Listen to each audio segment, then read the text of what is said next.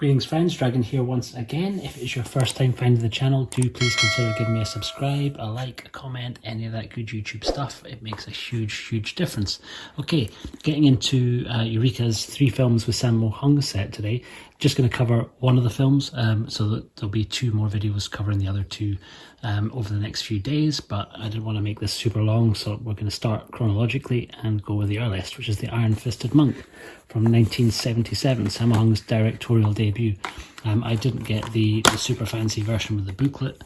I did manage to somehow get a slipcase and no booklet, but if anyone does have the book, you can tell me in the comments below what I'm missing out on. But yeah, this is The Iron-Fisted Monk from 1977, Sammo's directorial debut, co-written with Huang Feng, the director that had kind of given him his bigger kind of break, or certainly the first guy to really start hiring him as an action director. They had worked earlier on the same year on Shaolin Plot, which I only just recently kind of discovered, and I've still to track down the full film, but my friends over on the Film Fan Dojo just posted a great clip from that, which I'll link to below. But that also starred quite a few of the actors that Sammo would pull in for this movie. But the film often gets credited as being one of the really early kind of kung fu comedies, and is ahead of Jackie's Drunken Master and Snake and Eagle Shadow by a full year, and it's often those 2 that are spoken about much more as being really the kind of first mix of kung fu comedy. But I can kind of see why this one maybe gets overlooked a little bit for some of the subject matter that's in it, which we'll get into, because it takes a few dark turns along the way into some pretty unexpected, pretty graphic and quite intense places. So if you have not seen the film, this is the point to jump out of this, bookmark the vid and go away, check out the film and come back and watch it later. Otherwise, skip close to the end if you just want to hear the information about the disc, because this is going to be a spoiler review. Okay, so Sammo's playing Zhang Ming Li, one of the 10 Tigers of Kwantung, and after a chance encounter with some Manchus when he's working at his uncle's rice/noodle shack, his uncle gets beaten to death by the Manchus. They're about to turn on beating up Sammo too, but he gets saved by Monk Sanday, played by Chang Sing, which is the same character that we would see Gordon Liu play a year later in the 36 Chambers. And it's crazy. I think I don't know for definite, but it feels a lot like Golden Harvest got wind of what Shaws were working on and managed to rush a film that explored the same characters out a little bit faster. But really there's not a huge amount of other parallels other than the fact they're both based on the same characters. So in the same way that Wong Fei-hung's in a few different movies, but you wouldn't think of Drunken Master and Once Upon a Time in China being the same type of movie. They're very different. They just feature the same central character. So yeah, we do see Monk Sanday in this movie, though not played as well as we would see Gordon Liu playing him in the 36 Chamber movies, but it's still kind of cool seeing Chan Sing's interpretation of him here. So Sammo was saved by Monk Sanday, who takes him to Shaolin and sets him up to be trained there. He spends a couple of years at the temple. That's where most of the comedy, most of the kind of the most Jackie-esque hijinks take place in kind of the first reel of the film, while he's plotting his revenge against the Manchus that killed his uncle, and all the while running schemes to kind of dodge getting out of doing work and try and get himself more food. The character he's playing was kind of famous for having an insatiable appetite, would have 10 meals a day and still be hungry, so it was hard for him to get work because he would eat his way out of any job that he had just by consuming so much. So that's the character that he's playing here. So it doesn't lean too hard into the food side of things. It's not that you're spending the whole movie watching him munch, but certainly his appetite's kind of explored in the first little kind of section of the film. His master at the temple is played by James Tien, and James Tien I mostly knew from his appearances in the Lo Wei movies, so in the Bruce Lee movies, and his regular parts in some of the Jackie Taiwanese movies, and it's kind of hard to overlook him, or sorry, easy to overlook him if you were just looking at his performances in those films, because he never really came off that well, but he kind of shines here. He's really good. Like the sequences with Jackie with Sammo, god damn it, with Sammo going up against him at the temple are really strong. The choreography, which I assume is done by Sammo, it's his movie, is all really good, really kind of well staged, really well filmed, and they kind of balance off each other well. You can tell that Sammo's getting really good and really powerful, and almost getting to the point where he is as kind of good as his master at the temple. And he starts trying to work out a way to sneak out, which I think again is part of that Zhang Mingli's character trajectory. He was said to have snuck out of Shaolin. There is some references to the Shaolin Wooden Men, but we don't see them in this movie. So he finally escapes the temple and heads down to town, and we cut over to a slightly different storyline that is where things take a turn for the dark. We see one of my favourite villains, Fong Har-kon, but in this instance playing a really pretty awful villain, a super rapey villain, and in a really graphic way. Basically, Sammo does irreversible before irreversible. So we get a really pretty nasty, really graphic rape sequence really early on, with comedy buffed right up against it on one side, which kind of doesn't fit that well. So if you struggle with that sort of content, this might maybe not be the film for you to jump into. If you're watching this far in the vid, I'm assuring that you have seen it already. So we'll rattle on. So yeah, Fong Har-kon rapes this girl, who out of shame then commits suicide. Her brother is obviously massively distraught by this happening. Her brother is played by Lo Hei Pang, playing a character called Liang, who works at a dye factory. Dye as in DYE, not DIE. And he vows to take revenge. All he knows is that it's one of the Bannermen that's raped her and caused her to commit suicide. The Bannermen is a kind of catch-all title for that period for some of the Manchu invaders that had come into China. I might leave a link underneath to a wiki page, or if somebody wants more information about why they were called the Bannermen, because it's pretty complicated and I don't want to go into that too much here. So yeah, the Bannermen are our main kind of villains, the Bannermen or the Manchus, depending on which version of the film you're watching. I watched the original language version, so the subtitles refer to them as Bannermen. So Fong Har-kon and his squad, which includes Dean Shek, who you'll recognise from the other Jackie comedy films from the same era, playing a very similar part to the one that he plays in Snake and Eagle Shadow and Drunken Master, so twisting away on his mole hairs, and doesn't really get involved in the action, but it's just there in the background plotting and scheming. So Fong Har-kon and his men are continuing to going around harassing kids, harassing kind of anyone who they come into contact with. Sammo intervenes to stop them from bullying and about to stab a child, actually, after the kids kind of stand up to them. And kind of at the same sort of time, these two storylines collide. Liang, Lo Hei Pang's character, steps in on the scene, notices that this is the Bannermen involved in this, and rushes in to try and get revenge, and is able to kill one of them. And because Sammo's there too, wrong place, wrong time, it's assumed that he's the one who's killed the Bannerman, not Liang's character. So this kind of sets Fong Har-kon and his gang and Sammo on a course for collision. Basically, at some point they're going to fight. At the same time, Fong Har-kon's gang are desperate to try and take over the dye factory, so they're working out a plot to try and basically connive and con their way into getting ownership of the factory by giving a huge order to the factory and then buying up all the dye in town, so the factory won't be able to supply the order, and part of the contract is they're going to lose the whole factory if they don't fulfill this massive order that's been placed. So Sammo re-encounters the Iron-Fisted Monk, Sande, and convinces him to try and teach martial arts to the dye factory workers so they can protect themselves more. They're kind of being harassed more and more by Fong Har-kon's gang, and they work out a plot to try and get the better of the Manchus, so they're able to kind of sneak into their place, steal back the dye that they've been buying up, and complete the order.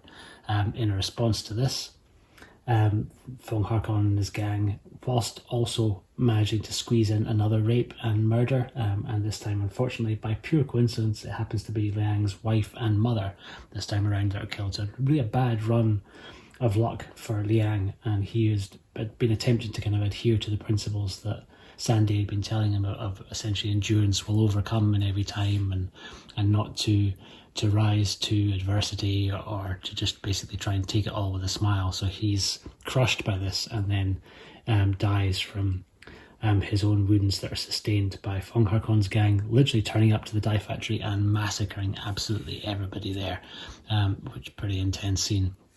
So we end up with the last reel of Sammo and Sandy having to go and really get revenge against Fong Har-kon's gang and his elder brother. And the last reel of this is a pretty spectacular mix of different styles, different kind of lot of shapes being thrown. Let's see a bunch of different animal styles, and we see a lot of really welcome use of weapons, which you don't see in enough of Jackie movies from this era. So Sammo using the spear and going up against a guy with a sword and a shield is pretty exceptional. One of the villains has got, I think they call it a meteor, so he's got basically a really heavy weight on a chain, which he takes a lot of people out with, so they have to kind of go up against them and overcome. So the action's pretty fast and heavy. The ultimate guide to martial arts movies of the 70s, with its excellent percentage rating, gives this a percentage of 25.53% of action in the film. Feels like a lot more, but then I think Five Venoms is only like 16 or 17% or something. So the film does have quite a lot of action sequences in it, but has got equally as much kind of story and narrative stuff. And it's clear, like a band with its first album, Sammo. I'm going to do that a lot. I'm covering both of their movies too close together. So Sammo, for his first directorial film, is throwing everything he can into the mix. So I think why some of the rape sequences are the way they are is he's probably trying to do something that's a little bit more shocking and make a bit more of a statement. But the filmmaking techniques here are where the film kind of shines the most. So he's really inventive. There's a great use of flashback. He uses split screen at one point. You can see he's playing around with frame rates. He doesn't speed himself up or undercrank himself at all, but he does with Chen Sheng, who's apparently not quite as capable a performer, but he really sells the fact that he's able to kind of keep up through the way that he films him. And the camera does this fantastic thing of drifting between two different fights at the same time that are taking place in the kind of same area. So in the last reel, where we see Sanday and Sammo's character both fighting at the same point, the camera will drift between the two fights that each guy is having in a really nice way. It's just really very well styled, and he uses kind of depth in the frame really nicely. So the way that he'll set up characters in almost in a little row, and pulls focus in a way that we would see quite a bit in Shaw's movies, but a little bit more creatively than I've seen in certainly any of the early Taiwanese Jackie movies. It blows them away, and it's really pretty shocking having come to this after covering Spiritual Kung Fu and New Fist of Fury, and those early Jackie movies are fun, but Lo Wei clearly was kind of in it just for the cash. Any passion that he may have had by the time that the late 70s had come round had long since died. He was really not doing anything fresh or original. You can see Jackie fighting to try and do something a bit more unique, but it wasn't until he worked with Yuen Woo-ping that he was kind of able to really kind of soar. But if you compare this against the Lo Wei era Jackie movies, there's no comparison. A couple of great cameos worthy of mention. We see a very young Eric Zheng as one of the dye factory workers. At the beginning of the Shaolin Temple, Sammo's got a great little sequence battling against Casanova Wong, who he'd go on to use later in Warriors 2, and a little bit in Game of Death 2. And the most exciting for me, Xiao Ho, from Lau Kar-leung's Shaw Brothers staple of actors, has got like 4 parts in this. One I particularly enjoy, where he's dressed up like a really old monk, wearing a tremendous fake beard and fake Pa Mei style eyebrows, which I will stick a picture of in here, which is great to see. He doesn't do a huge amount of action when he's dressed as a monk, but it's just nice to see him. I always get a kick out of seeing Xiao and things, and once you kind of start getting into Sammo's movies more, he shows up quite a lot. Like, he's there in the backdrop a lot more than I think certainly any of the other Lau Kar-leung crew that I've spotted anyway, where there's a few occasional ones that we covered when we did Dragons Forever, but Xiaoho's in this movie a bunch. He plays one of the Manchus at the end. He's in the back of a couple of kind of gang shots with Fong Har-kon's gang at different points through the film. I think he switches and is doing the dye work at a couple of points, and there's several sequences where there's quite a lot of crazy gymnastics mixed into the fight sequences, and I have a very strong sense that the person doing a lot of those flips was Xiao, because he was so gifted as an acrobat. It's one of the things that makes me appreciate and really adore seeing him in things the most. He's a joy to watch. So I noticed quite a few flips that felt like Xiao flips to me. So that is pretty much our main narrative. The film itself, like I say, is loaded with some really great action sequences, some really great cinematic techniques, and it's just all round really rewatchable if you can kind of get past the darker sequences in it, which kind of ultimately just serve to make you really not like Fong Har-kon's character even more. He pulls out the Mantis Fist at the end that we would see him do later on in Warriors 2, and it's cool to see here, so that there's a kind of Mantis and Eagle Claw versus Snake and Crane and Hungar, so Tiger style at the same point, which is pretty cool. So our heroes using Snake and Crane and Tiger style, and then the villains using Mantis and Eagle. I think I've maybe got my animal style slightly wrong. Al, please, if you're watching, check me and make sure that I'm not getting that totally all over the place. But yeah, that's what it looked like to me. So the animal forms on display were all really well done. The weapons work, like I've said already, is phenomenal to see. It's maybe not the best Sammo display of kind of weapons techniques. We'll get to that later in the week, but really, really good, really, really watchable, and really kind of well done. It's just kind of feels really fresh and really vibrant, and you can kind of see a lot of the seeds of the things that Sammo would make his own moving forward. So he's a lot more brutal. See the beginnings of them starting to use a power powder or that kind of dust that they put on people's clothes, so you kind of see a lot of puff of dust on hits. I think this is one of the first times that it had been used in a movie, and yeah, highly recommended. I would give it 8.5 iron fists out of 10. If you can get past the irreversibleness of the rape sequences that are in it, which are really unpleasant. It's never kind of really nice seeing those sequences in movies, and I know there's a big massive backlash against that type of content, particularly when it's done just to try and push the narrative forward. It kind of always seems a little bit like a cheap shot, but the film doesn't suffer for it too much overall. It's not like it's an enormous part of the story. It's just really an unfortunate turn that the story takes for one of the supporting characters. Really, it's kind of linked into No Hei Pang's arc more than it is into Sammo's. So highly recommended. We will be getting into The Magnificent Butcher next, because that's 1979, so that's the one that comes up next in the box set. Extras wise on the disc, we've got a commentary from Frank Zheng, which is really good. There was a different older commentary on the Hong Kong Legends DVD that I checked out as well, and I think that one is available online. So like I've done before, I'm going to link down below to Onion San's YouTube channel, because he posts a lot of the Hong Kong Legends commentaries in full, so it kind of gives you the best of both worlds. You can listen to the commentary there and watch the movie on Blu-ray, so you kind of get the better quality but the older extras. And there's also I think a vintage interview with Sammo on there as well, talking about his work on each film. So they've kind of included each section where it's relevant to each movie. But we'll get into the other extras that are on The Magnificent Butcher. Oh, Frank Zheng's commentary is really good too. It's really informative. A lot of it is placing when he saw these films for the first time in context, but then he does a really good job of explaining some of the history and the placement of why Sammo's called Sammo, the whole bunch of stuff that I don't want to spoil. So check out the commentary if you've got the set, because it's really worth a listen. Highly, highly, highly recommended. Thank you very much for watching. Do please enter my Sammo competition if you haven't already. There'll be a link to that at the end of the video. And thank you very, very much for watching. Check back in tomorrow and we'll get into The Magnificent Butcher. Cheers for watching.